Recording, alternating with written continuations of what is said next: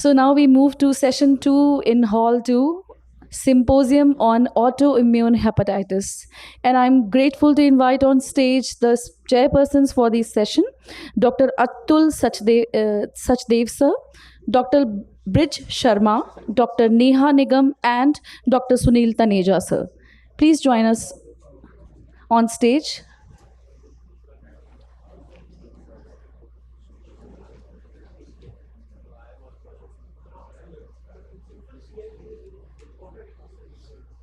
Chairpersons are requested to grace the dais. And we'll take only one question for the discussion so that we can be in time. Thank you so much. Over to the chair. Good afternoon, and we straight away start with the first talk on immunopathogenesis and molecular insights of AIH. And for this, I invite Professor P.N. Rao. He's from AIH, Hyderabad.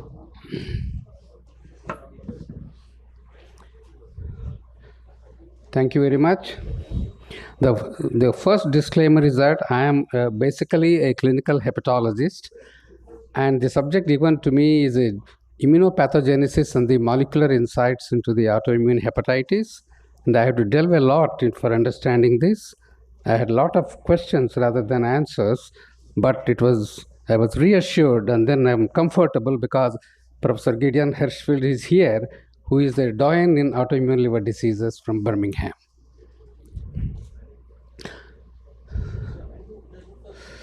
Right. One of the important risk factor for the is a genetic predisposition with regards to the HLA genes, which have been linked to the susceptibility and progression of autoimmune hepatitis. We have two publications from our country, one from way back in 2014 from PGI Chandigarh, and another one recently 2023 from ILBS, and showing the association of a certain HRAD DRB alleles both in the pediatric autoimmune liver disease and also adult autoimmune hepatitis.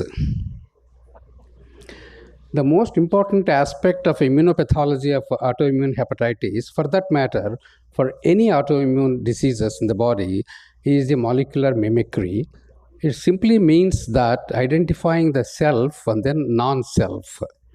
Here comes the role of the HLA alleles, which are a part of an immune system and helps to distinguish body's own proteins from proteins made by the foreign substances. In view of the molecular similarity between some of the viruses, bacteria, and even the drugs and the autoantigens on the liver, the immune apparatus is confused and they attack the self instead of the foreign. This representation clearly demonstrates the striking similarity between the HSV protein amino acid sequence and the well-recognized autoantigen which has been associated with autoimmune hepatitis type 2, that is P40-2D6. But this has not been shown to be associated with the autoimmune hepatitis type 1. Having said that, do we have any clinical correlations? We have here on the left-hand upper corner the publication from the ILBS about the hepatitis A virus-induced autoimmune like hepatitis, and we have another one from another country, hepatitis delta virus, and then autoimmune hepatitis. And way back it's been recognized that autoimmune hepatitis type 2, in which amino acid sequences of the target autoantigen, which I mentioned CYP2D6, is shared common with the sequences of the hepatitis C virus proteins. And it's our clinical knowledge that at least 10% of the people with the HCV infected people would be having the anti-LKM antibodies. On the right hand side, you can see that the drug interactions and the drugs which have been associated with DILI AIH, we know that there is an entity called the DILI AIH, and they also share the same autoantigen which has been mentioned, CYP2D6.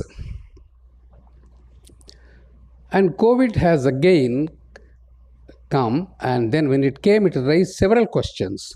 Is it the COVID vaccine is causing, or the virus itself acts as a trigger for the development of autoimmune hepatitis is a controversial.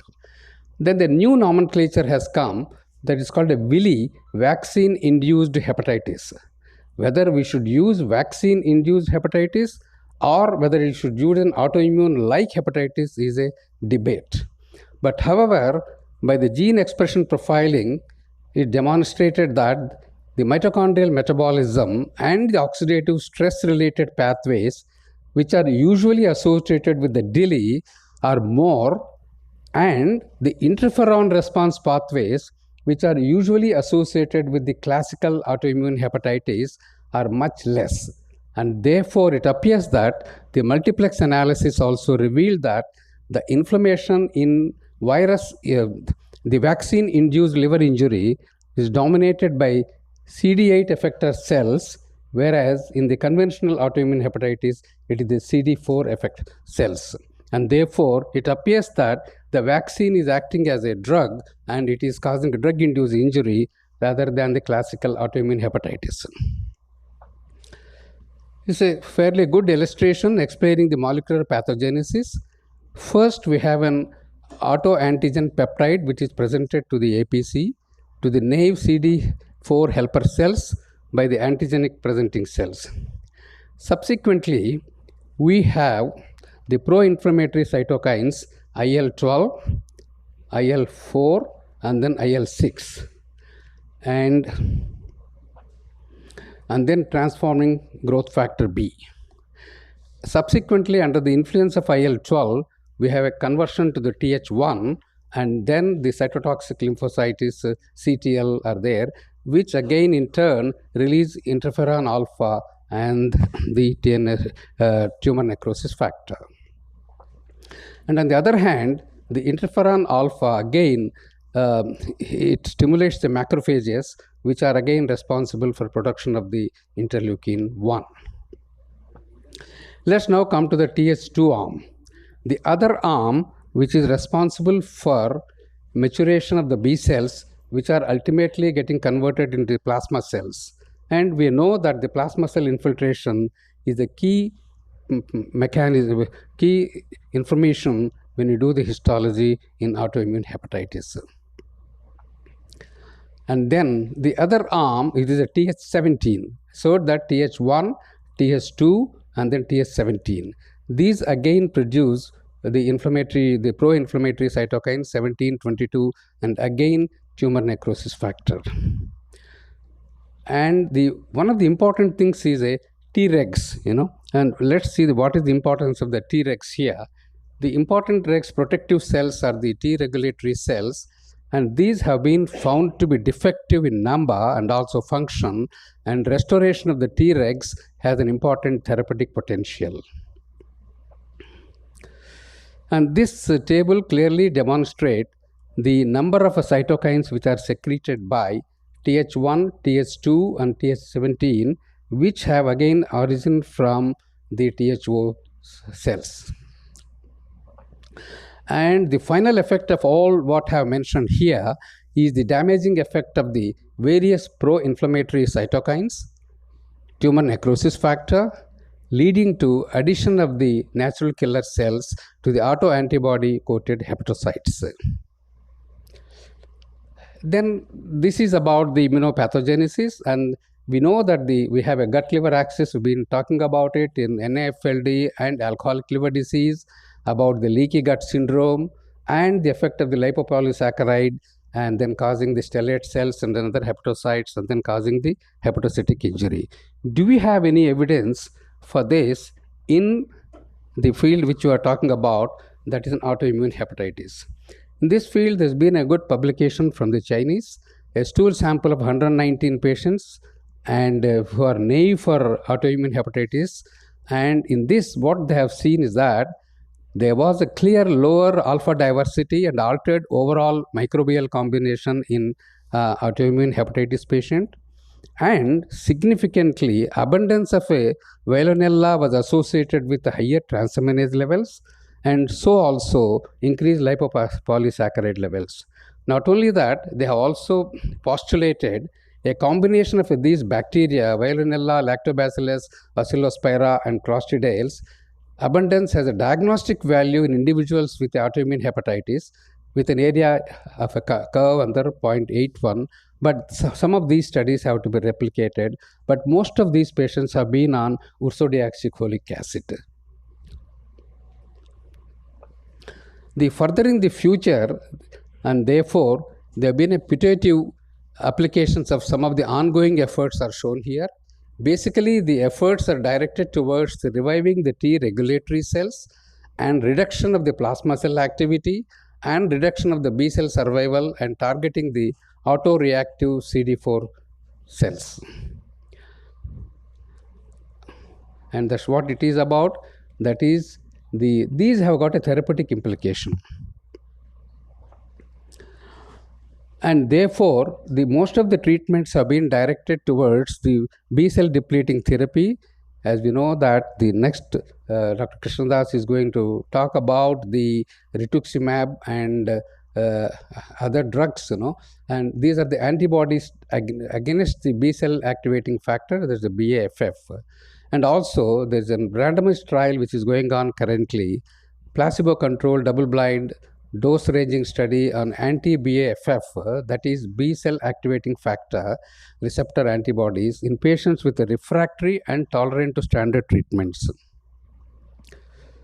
And also, plenty of animal studies, animal models are being done, and people are seeing how best we can give the Tregs, and that's what the focus is on, the Tregs infusions, whether it can be given. These are some of these things are some concept studies for the concept, proof of the concept studies, that the Tregs have been taken and then infused, and then they have been found to be functional inside the liver. And therefore, summarizing, what we have is that first thing is you must have a genetic predisposition in the form of a HLA alleles, which may be different in different populations. We have only from the North Indian data, which we have it here. We don't have a data across the country. Next thing is we have some kind of an environmental factors, which are either a virus infection, or it could be a drug, or it could be a gut microbiome. And all these things do a preliminary damage to the liver, and then you have the autoantigens over the liver and then autoantibodies, which resulted in the complete cascade which I have just been mentioned. Well then, ladies and gentlemen, summary is that liver is a highly tolerant organ, but still autoimmune hepatitis appears to be primarily a T cell mediated disease, but both antibody production and the liver infiltration by the plasma cells clearly indicates that support of an additive role of B cells. And that is the reason why all the therapies now are directed towards the T cells and against the B cells. The dysregulated immune response is primarily directed against specific target antigens. Genetic predisposition, human genome studies have identified key predisposing HLA allele variants. Environmental stimuli like viral infections, drug metabolites have been implicated. There is an imbalance between the immunoregulatory mechanisms like a dysfunctional Tregs, pro-inflammatory cytokine damage, and stimulation of a cytotoxic T lymphocytes. The role of Tregs in the pathogenesis remains important, and some therapeutic interventions by Treg expansion and infusion are under consideration, and also aiming at the reduction of the pathogenic B cells, tracking, delineating, and targeting autoreactive CD4 plus cells is underway. Thank you very much. Yes. Thank you, sir. So moving towards our next So topic. please join us in this. Dais, sir, please. Difficult to treat autoimmune hepatitis, the treatment options. And it's my privilege to invite our next speaker, Dr. Krishnadas Devdas, Professor and Head, Department of Gastroenterology, Government Medical College, Trivandrum.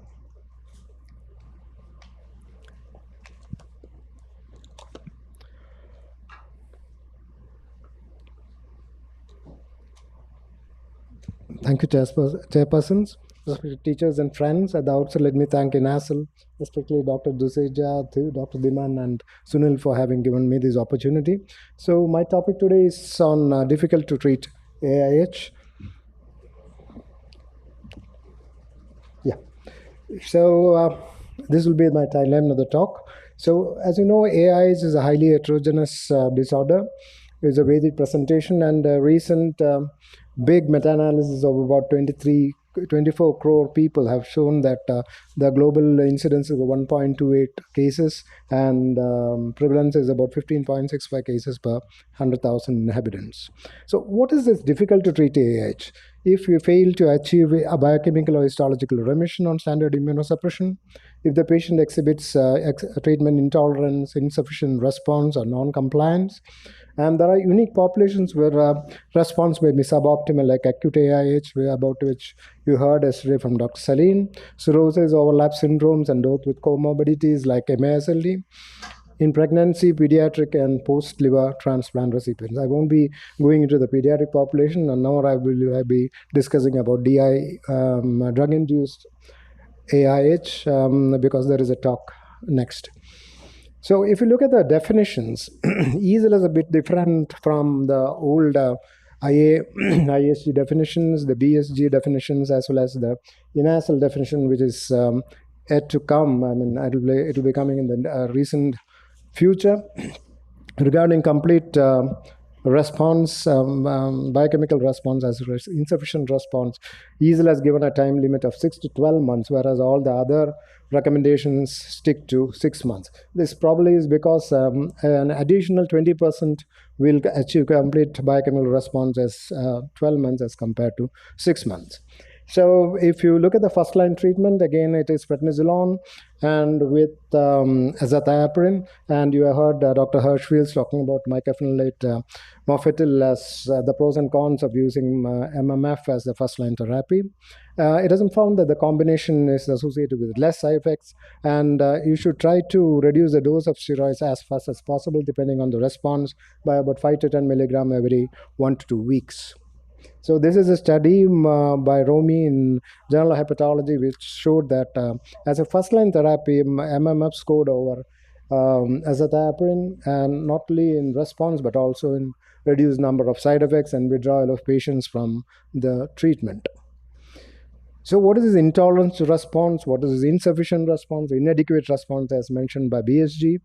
So it is important to distinguish between these, because patients on second-line drugs are found to respond better if they are intolerant to the first-line drugs rather than if they have an insufficient response. Most of the studies have come out like that.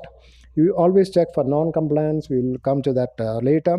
You optimize the dose of first-line drugs like prednisolone up to 1 milligram per kilogram and azathioprine up to 2 milligram per kilogram, and rule out coexisting diseases, because that may be a problem in defining the complete biochemical response. Azathioprine, as we discussed yesterday, nausea, vomiting, diarrhea are not very common in our population, but hepatotoxicity and myelotoxicity occur in less than 2% of individuals. It is found in the West that up to 30% of people are intolerant to azathioprine. So how do you decide on non-compliance? You can check the 6th thiaguanine nucleotide as well as 6 MMP levels. Is not easily done. If you have a low 6 thiaguanine and low 6 MMP levels, maybe the patient is non-adherent to treatment or is on a lower dose of azathioprine. You check with him and try to optimize the treatment. If 6 thiaguanine is less and MMP is high, that means one thing you can do is that you can add on allopurinol. You reduce the dose of azathioprine 25% and add on allopurinol maybe 3 to 4 days later, so that more of the drug goes into the TGN pathway. And if both are high, obviously maybe your diagnosis is wrong and it is not it is not autoimmune hepatitis in the first place. So what are the second-line drugs that you can use? Mycophenolate mofetil is obviously the drug of choice. 6-MP-TTN can also be used, but is not widely used. CNIs are the third-line drugs once you fail mycophenolate mofetil, and MMF is recommended as second-line therapy in patients with intolerance or side effects with thiopurines. And this is the problem with MMF. It is highly teratogenic, so you should stop the drug at least 12 weeks prior to contemplating conception. And females of reproductive age should take effective contraceptive measures during treatment up to at least 12 weeks after drug withdrawal. Dose is 1.5 to 2 grams per day, given in divided doses. The problem with MMF is quite expensive. It is about 12 to 13 times as expensive as azathioprine. So azathioprine will remain the preferred drug, first-line drug in our population. So these are the various trials with MMF. These are in patients with intolerance to azathioprine. Most trials have shown that patients who are intolerant to azathioprine have got a good response with MMF, varying from about 60 to almost 90%. And a study by Roberts et al. Has shown that there is no difference between patients who are intolerant who have got insufficient response. But all the other trials have shown that intolerant patients respond better to MMF, as shown in this systematic review of 397 patients by Santiago, who found that in intolerance, the response rate to MMF was 82%, as against 32% in patients who are an insufficient response. So looking at tacrolimus, the number of patients involved in tacrolimus studies are low, but still you get almost 50 to 90% response, depending on which trial you are looking at with tacrolimus. Cyclosporin, again, number of studies, number of patients, very less, but cyclosporin also shows a reasonably good response. But the what are the third-line drugs and future drugs, as Dr. P. N. Rao has mentioned, is all about immune regulation. Trials are there with infliximab. A recent trial has come, but still infliximab is low down the list. And with rituximab, there is the largest trial is about 35 patients, where they got about 89% response to rituximab with a very low rate of flares in the first, second, and third year. So other drugs like belimumab, which is a BAFF inhibitor, as also lanilumab, which is undergoing the AMBER trial. Methotrexate, again, has got about 50% response in about 11 patients, but number of patients undergoing these drugs trials are very low. Also, proteasome inhibitors, we have the POTOLA trial, which will come out in the recent future. And also low levels of interleukin-2 has been tried, as well as TLR4 antagonists have been tried as third line and maybe the drugs of the future. But as of today, the first line would be prednisolone plus azathioprine, then you go on to MMF, and then you go on to tacrolimus. So about acute AIH, we had heard a very masterful talk by Dr. Sadin. 20 to 30% of AIH have an acute presentation. It could be a true acute presentation without any pre-existing disease, or it could be an acute exacerbation of chronic AIH. The problem is there can be up to 50% normal serum IgG or the panel of usual screening panel of antibodies. It could be acute icteric without any coagulopathy, acute severe with coagulopathy when no encephalopathy, and of course you can have the ALF as well as ACLF patients. Mainstay of treatment again is corticosteroids. If you have a non-responder, if you have a patient with AIH, ALF and grade 3 or 4 hepatic encephalopathy and a male more than 30, do not wait but list him for transplant. Otherwise, you can start off with steroids 0.5 to 1 milligram per kilogram daily, and look at the surface score at 3 days. That is combining day 0 and day 3 of bilirubin and INR, and if the score is more than 1.75, there is a risk of transplantation or dying of more than 85%. If it is less than minus 0.9, the risk of success of response to steroid is more than 75%.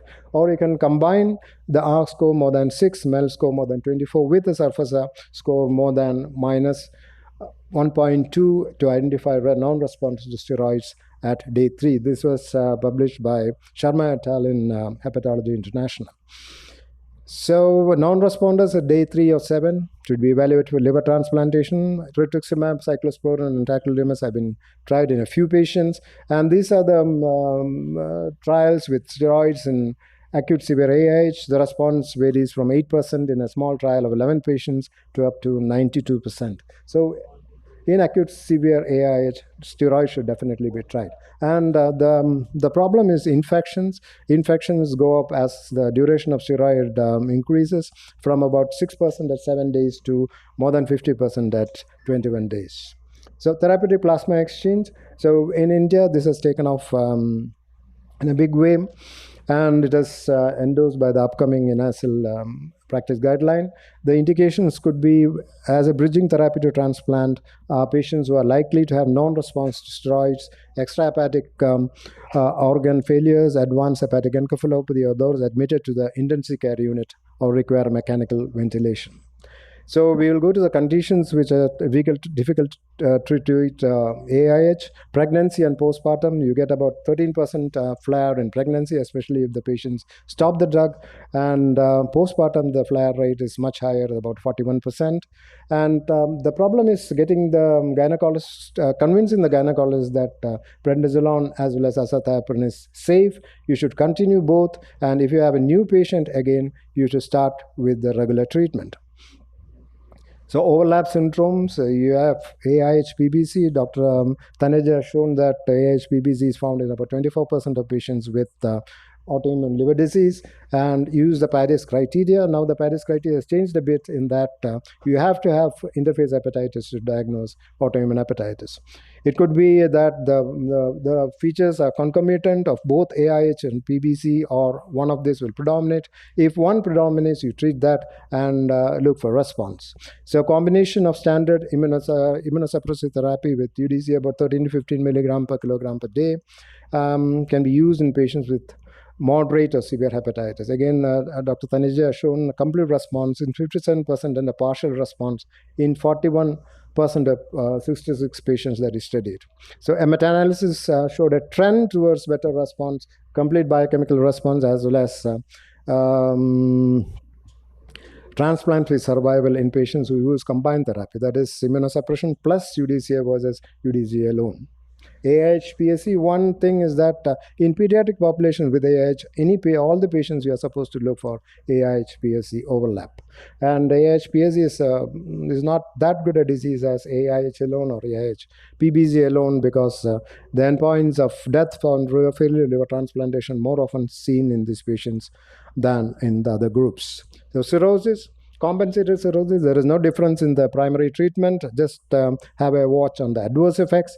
However, in decompensated cirrhosis, can you use steroids? If there is grade 3 or 4 hepatic encephalopathy and the MELD is more than 28, do not wait opt for transplant. However, if the encephalopathy rate is about grade 1 or 2, there is a role for steroids, and it's found that liver transplant-free survival is much better in those patients who receive steroids.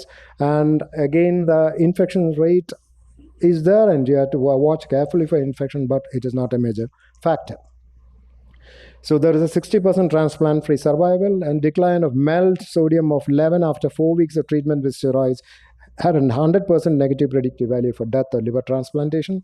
And the wonderful thing is that 49% of treated patients recompensated. So steroids at the lower dose can be used in patients with decompensated cirrhosis, especially if they have elevated aminotransferase levels or the modified HAI is more than or equal to 4. So elderly patients, we have the option of not treating these patients if they have mild disease, because the 10-year survival rate is up to 90%. But they have moderate disease, treat as for any AIH, but try to reduce steroids as fast as possible because of the incident osteoporosis. So post-liver transplantation, recurrent AIH occurs in 10 to 50% at a median of 23 months. Again, prednisolone with azathioprine, or if you are using everolimus MMF, it can be added as second-line drugs, or the dose increased if the patients are already on these drugs. So retransplantation may be necessary in some patients. De novo AIH in liver transplant is rare. It occurs in 1 to 3%, and most of these patients will require a retransplant. Comorbids, 25% will have associated MASLD. The problem with MASLD is that most of these patients with MASLD and AIH present with cirrhosis, and they decompensate faster than patients with AIH alone. Another problem is MASLD is in deciding on the complete biochemical response. MASLD itself can push up the ALT, so there will be a confusion whether the AIH response responded or is it due to MASLD. HBV and HCV, the problem is with HBV is reactivation. So HBsAg and anti-HBc IgG patients with high risk of reactivation, that is more than 10% risk of reactivation, should receive prophylaxis, whereas with mild and moderate risk of reactivation requires HBsAg and HBV DNA monitoring every 3 months. So if you have patients with HCV and AIH, DAs and immunosuppression should be started simultaneously, whereas for HPV, you should start the antivirals and wait for maybe 1 month before starting immunosuppression in order to prevent flare. So in conclusion, difficult to treat AIH is definitely an issue. Second line and third line drugs should be used appropriately, and conditions which can result in difficult to treat AIH should be kept in mind, and comorbid conditions should be handled as indicated. Thank you. Thank you. Thank you very much, Dr. Krishnadas. And for the last talk in this session, we have Professor Gideon Hirschfield. He's professor at the Division of Gastroenterology, Hepatology in Toronto General Hospital. May I just request, without much ado, to request Dr. Gideon to start the deliberations. Great. Thank you. Thank you very much, everybody. So I stand before you and your lunch. I'll do my very best in the next 15 minutes, without the bells ringing, to go through the emerging therapies for PSC and PBC. Unfortunately, there's quite a lot to say, which is why it's going to be a jam-packed talk. These are my disclaimers. First of all, I just want you to think very carefully when you think about the new drugs that we need for these diseases, the site of the location of the injury, and what that means for the therapies that you use and the surrogate endpoints. And so when you do think about cholestatic liver disease, and indeed autoimmune hepatitis, think about the hepatocyte and think about the intrahepatic damage that you get. Think about the cholangiocytes, and then think about the draining bile ducts. And then obviously at the end, you've got the composition that leads to secondary biliary cirrhosis. And the tests that we use, the blood test, the bile acids, the ALT, the AST, have different patterns of presentation depending on the nature of the injury. We're going to focus on PBC and PSC, which are both right at the bottom when we've got the small bile ducts and then the medium to large bile ducts, and much more like a destructive and an obstructive cholestasis. For PBC, really, it's very exciting at the moment. We are aiming incredibly high, and what we are hoping to do in the field is to drag PSC along. PSC is the most difficult disease in biliary disease at the moment for our patients, but PBC demonstrates that we can make a difference. We can measure disease activity, we can improve symptoms and liver biochemistry, and we now aim for normal. And by that, I mean normal ALK phos, normal bilirubin, and no symptoms. That should be our therapeutic goal in PBC. And with that, we believe, based on our data from our cohort studies, that we will reduce fibrosis and we will prevent liver transplantation, but more importantly for our patients, we'll normalize and improve their quality of life. These are just the phase 3 clinical trial drugs for PBC, just to demonstrate for you how we have made progress. 2016 was the first approval of the new drug obeticholic acid. This was a landmark because this used a surrogate endpoint to allow a drug to go on the market in the US and around the world. Lots of problems with that down the line, but it allowed our patients a realistic way to get new drugs. Then we're now in the world of PPARs, and you'll know that there was bezafibrate and fenofibrate, which have been used off-label. Bezafibrate's a pan-PPAR, fenofibrate's a synthetic PPAR alpha, and we know that bezafibrate has efficacy. And then I'm going to show you the data on the 2 phase 3 trials, elafibranor and seladelpar. Elafibranor is a PPAR alpha delta, seladelpar is a PPAR delta, and you can see the differences in the clinical trial, and I'll show you some of the evidence. And then the idea of combining everything. This is Professor Cowdery's New England paper on elafibranor, dosed at 80 milligrams in primary biliary cholangitis, an alpha delta agonist that is meant to be anticholestatic. The standardized clinical trial looks like patients who don't respond to first-line treatment with UDCA, elevated biochemistry, in essence, placebo-controlled, 12-month endpoint, and then long-term safety extension.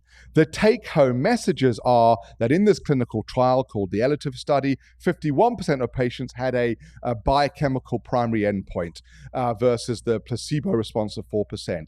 15% of patients normalized their alkaline phosphatase.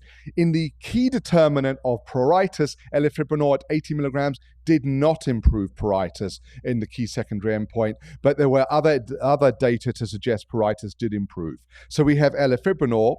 Then we move to seladelpar. This is a PPAR delta agonist. It is dosed at 10 milligrams, so it's a very potent drug, exactly the same clinical trial design in essence, biochemical non-response, placebo-controlled study, a 12-month endpoint for the primary endpoint, and then 2 key secondary endpoints, normalization and symptoms. Seladelpar, 61% of patients met the composite endpoint. Placebo response was 20%. It's a 42% drop in alkaline phosphatase. 1 in 4 patients at 12 months on seladelpar normalized. If you look at the long-term safety, this goes up to around about 3 to 4 in 10 patients over normal ALP phos. And in contrast to the elafibranor clinical trial, the key secondary endpoint was met for pruritus. So at 6 months, patients with moderate to severe itch had a statistically significant improvement in their pruritus. Now, what about combining the drugs? That's what we're doing. This is going to be published in Hepatology Communications from our group. This just demonstrates a larger case experience of we're using urso, which is bile acid pool modification, obeticholic acid, which is FXR agonism, and bezafibrate, which is pan-PPAR agonism. And if you bring all 3 drugs together, we are seeing that our normalization rate is around 45%. So this is the future, I think, for PBC if we can keep all the drugs on the market. Symptoms are very important. In pediatric practice, you're already using IBAT inhibitors. Linerixibat is a minimally absorbed oral IBAT inhibitor. It reduces key pruritus mediators. It's essentially non-absorbed. It's delivering less bile acids to the hepatocyte. And because the hepatocyte gets less bile acids, less of the pruritogens are made. In this phase 3 clinical trial that we presented at INASL, linerixibat was compared against placebo and then in a crossover period in patients with PBC with moderate to severe pruritus. Importantly, the primary endpoint was met. This oral non-absorbed IBAT inhibitor improves significantly pruritus. It is incredibly difficult to measure a symptom in a clinical trial and to cross the line, and this drug definitely improved pruritus. The key secondary endpoint of improvement at 2 weeks was also met. The drug works very quickly. And the other key secondary endpoint, sleep was better in the patients who received this IBAT inhibitor. Here you can see what happens as the 2 lines separate between placebo and drug. And more importantly, you can see the crossover where you switch from placebo to drug or from drug to placebo, and the symptoms go in the direction as expected. So come next year, we imagine that there will be this new drug for treating pruritus as a specific symptom. The safety profile is exactly as you would predict. Diarrhea, there's already IBAT inhibitors available in Japan, in fact, for the treatment of constipation. So diarrhea is the main concern. There are some transient changes in liver enzymes that have been reported. Now, dovetailing into PSC, we already knew that bezafibrate can improve itch. This was a study from Amsterdam where there were patients with PSC and PBC. It was only a 21-day study, but it improved itch. But in addition, as expected, liver enzymes also improved in the FITCH study.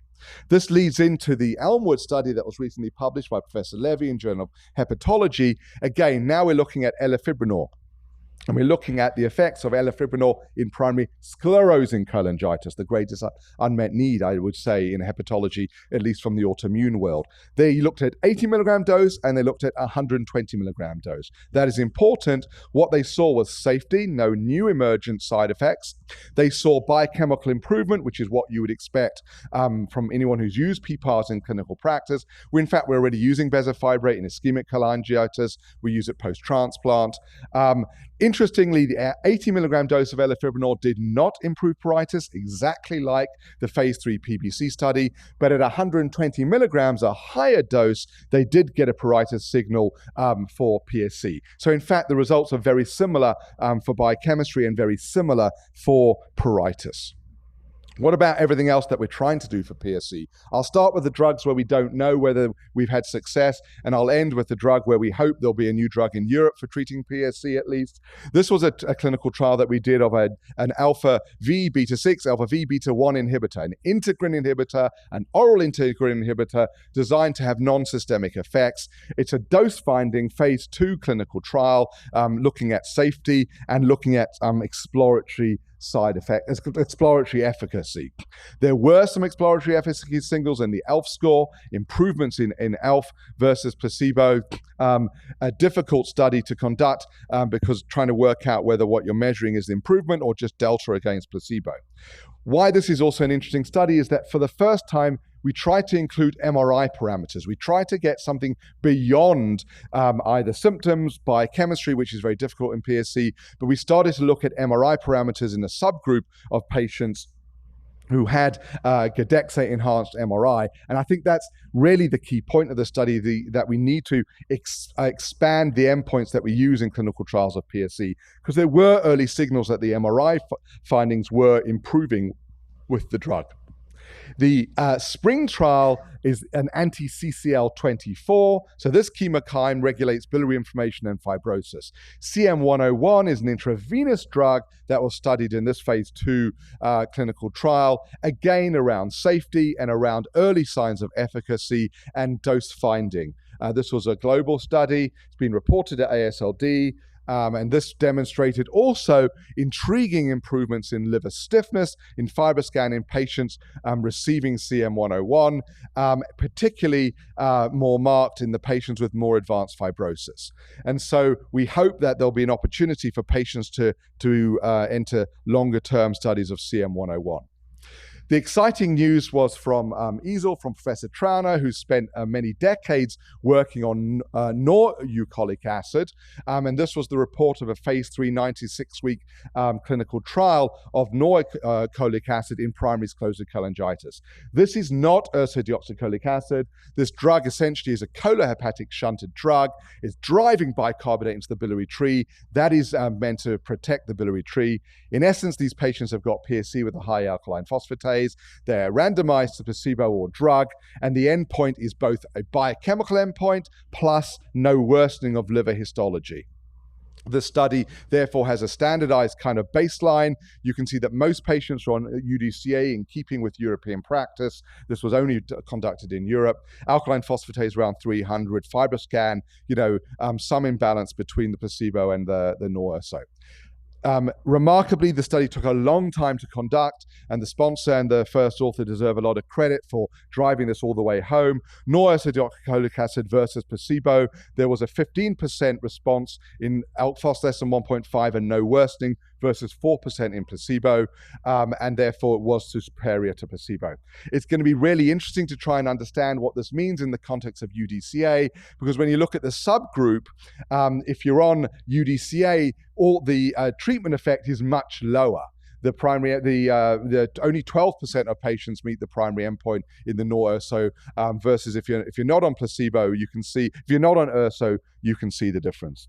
And then safety, this drug so far to date has had a very, very benign safety profile, and there was no differences between adverse events.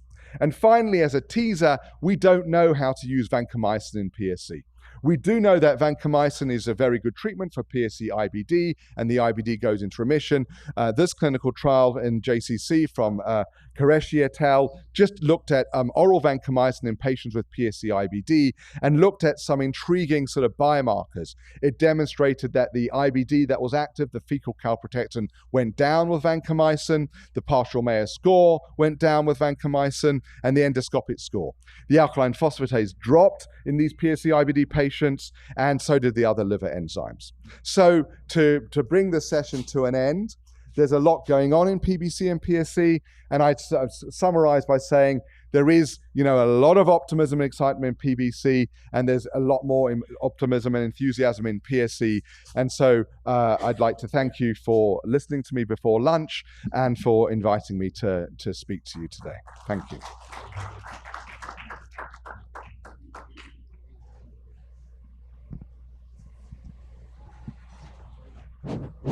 If there is any question.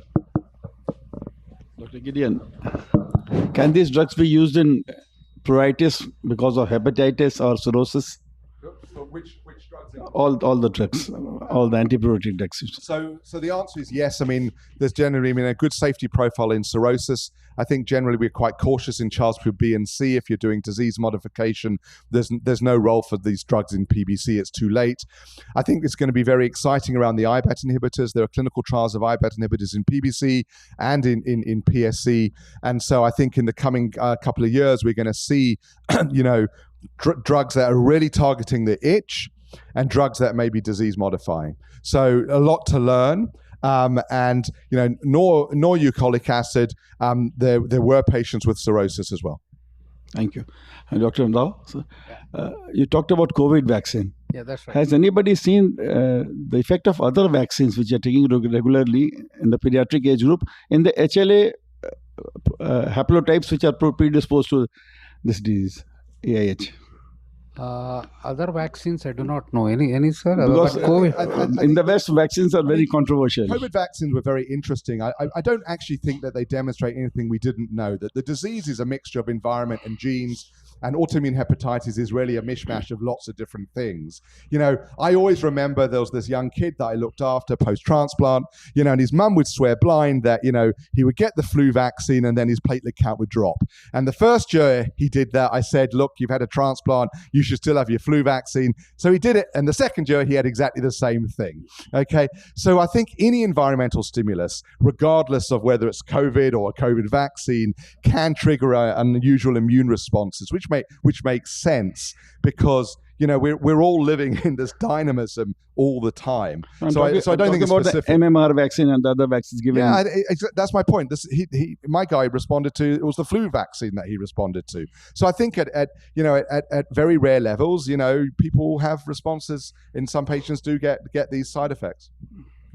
Thank you. Professor Gideon, I have two questions. Very interesting talk. So, are we looking at combination therapy for PBC now, like with IBAT and PPARs and UDCA? It's a great question. I mean, the answer is I think we will be looking for that once the drugs become on the market. We'll probably get open label experience, and it's not impossible that biologically, although IBAT inhibitors are very much focused on treating itch, not on focusing disease, when you combine an IBAT with a PPAR, at least in cell culture data and in some of the more experimental work, it does look like they're synergistic, and you may actually see improved biochemical response to the PPAR because you're given an IBAT. We haven't done that yet in clinical practice. Time will tell. But yeah, I agree with you totally. We're going to learn a lot by having different drugs and then combining them. And my second question is, you've talked about vancomycin PSC. So any experience with rifaximin? There's some data to suggest that rifaximin will also have similar action and it might work in PSC. Yeah, We've started using rifaximin in some of our patients of PSC with some very good results. I mean, that's interesting. I mean, the data's a little bit mixed on other antibiotics and liver biochemistry. I think the message would really be that sometimes your liver tests are affected by what's going on in your bowel, and anything that improves the inflammation and or portal hypertension or translocation may well have an effect. So it's very interesting you've tried that. We've not. We've used quite a lot of vancomycin in our patients with active IBD and PSC, and we do see very, very good IBD control. And some of our patients don't need to go on biologics because they respond to vancomycin so well. Whether that really changes what happens to their liver, I think that's probably a long shot, to be honest. But if it helps their IBD, I still think that's progress. So, Professor Krishnadas, sir, I have a question, one more question for you. Every time we see that the autoimmune type 2 hepatitis mechanism related to the HCV and CYP2 450 has been, but what drives the type 1, which is the commonest one, is still not known. Well, that's because type 1 autoimmune hepatitis isn't one disease. Type 1 autoimmune hepatitis is a mishmash, and when you know the trigger, you call it drug-induced autoimmune hepatitis, or you say it's post-hepatitis A autoimmune hepatitis. So type 1 autoimmune hepatitis is really hundreds of different conditions. Type 2, which is incredibly rare, is antigen-restricted, and probably is the true autoimmune hepatitis. It's just very, very uncommon. And that's why it's so hard to develop new drugs for autoimmune hepatitis, because it isn't one process, is it? Yeah, we have a question from the floor, please. Dr. Gideon, there are some, you talked of one IBAT inhibitor. There are some IBAT inhibitors recently available in India for constipation. So are the other ones also expected to improve pruritus? Or I would predict yes. I mean, people have tried in Australia to import the Japanese one. So if you've got the IBAT inhibitor, it's not unreasonable to try. The mechanisms, it appears to be specific to inhibiting IBAT, not which IBAT inhibitor you use. And so if it's effectively an IBAT inhibitor, you may find that, yes, it may help. And I think, Professor Saran was discussing that with me as well, the idea of seeing whether or not it helps your patients in India with pruritus. I think it's a good idea. Dr. Gideon, you mentioned about vancomycin and IBD. So could it be that they're having subclinical C. diff? That they have subclinical C. diff? Yeah. That's a good question. I don't think so. I don't think that's ever been identified.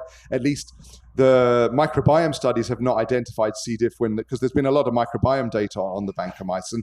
I suspect that vancomycin is doing a number of things, changing the microbiome, but it is also an anti-inflammatory. It's a non-absorbed drug. I mean, I think people use azithromycin to treat some panbronchiolitis in the lung.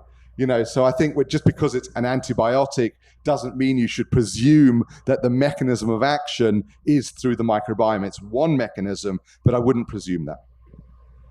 Dr. Krishnadas, pregnancy is a very difficult condition to treat when you have AIH. Obviously, liver biopsy is very difficult in pregnancy. So some of the patients will definitely not respond to steroids. So what is your take on that? How do you treat those patients, pregnancy, and who are not responding to steroids? Not responding to steroids. Mycophenolate is obviously out. You cannot give mycophenolate in patients who are pregnant. So infliximab could be an option in these patients, but we have not, in our experience, we have not come across any patient who does not respond to steroid and azathioprine. You optimize the dose of steroid, you can push up the dose of steroid and see whether the patient will respond to higher doses of steroid, because TGN and MMF levels we don't have easily in our country. Professor Gideon, your experience, do you do biopsies in all your patients who are pregnant, or how do you treat them? I mean, fortunately, it's very rare to get de novo autoimmune hepatitis in pregnancy, and most of the problems occur postpartum, and most of the issues are in your established patients. I think you can safely biopsy someone in pregnancy if you really have to.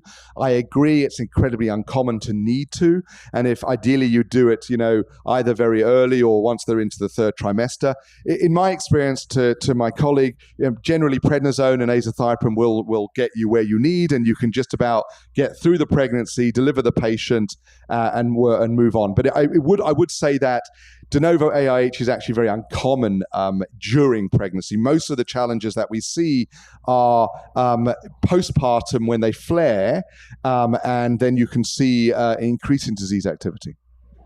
One reason they flare in pregnancy is because the gynecologist asks them to stop the drug, and then they come to us. So you can start off treatment from the first, and most of the patients will respond. Hello. Dr. Gideon, wanted to know the duration of treatment for UDCA in PBC, and in patients who are not responding adequately to UDCA, what is the next line of treatment? Yeah. So, I mean, essentially, UDCA is a treatment for life. We still believe you should offer it to everyone with primary biliary cholangitis and tell the patient that they'll be on it forever. I think the guidelines, use 12 months to look for UDCA insufficient response. But in fact, by 6 months, it's pretty clear that you can tell. And what I always do is I always tell the patients, if you're diagnosed with PBC before the age of 50, you have a 50% chance of not responding to UDCA. And at that point, because the goals of care are to normalize, you should consider second-line treatment. And it's reasonable to make that decision at 6 months. It's not the end of the world to wait to 12 months, but if you've got a very high-risk patient who's young, symptomatic, who's not responding to UDCA at 6 months, and you want to start one of your therapies, and of course in India you've got obeticholic acid, which is off-label, generic, and you've also got PPARs, then you have lots of choices. Thank you, sir. Well, I guess we had a wonderful discussion, and it's my very pleasant duty to thank all the speakers and my co-chair for this wonderful session. Thank you very much. Thank you.